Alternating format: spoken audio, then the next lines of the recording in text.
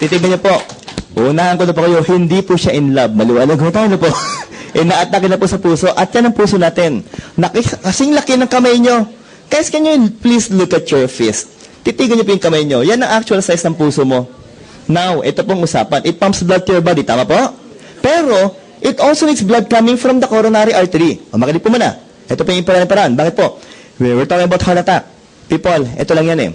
Kung ito yung coronary artery mo na pinalaki natin at may blood clot, because we eat too much cholesterol, what will happen here, people? If the blood will not be able to flow here, remember this, that specific muscle and part of the heart will die. And if one part of the heart will die, the entire heart will die, and we will die. Maliwanag po. Sabi ng Dok, grabe.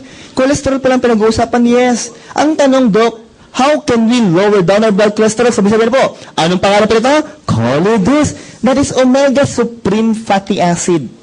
Found where? Sardines and tuna. People, what are the components of the so-called omega fatty acid? Number 1, DHA that will again improve your brain memory. EPA that will lower down your blood cholesterol. And third, we have the so-called vitamin E that will serve as an antioxidant. Now, people, ladies, if you will be pregnant, guys, no? Sa mga babae po, it is safe to take Choleduz. Bakit po?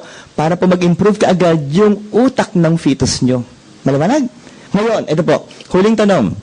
That I need you to kindly raise your right hand, Babae, lalaki po sa kwartong ito.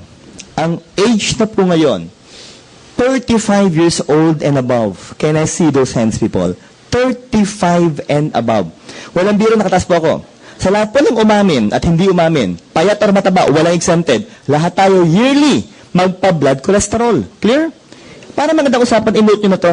Note for the numbers, guys. Note for the numbers. More than 150 milligrams per deciliter. More than 200 and more than 250. I will insist for you to take Choleduz. I will insist for you to take Choleduz once a day, 2 times a day, or even 3 times a day. Why? As omega fatty acid goes inside the blood vessels, they will prevent the cholesterol from clogging. So where will they try to bring the cholesterol, pull the cholesterol? Either through your liver or from the intestines. Saan po lalabas yan? Shit! Malaman ko tayo.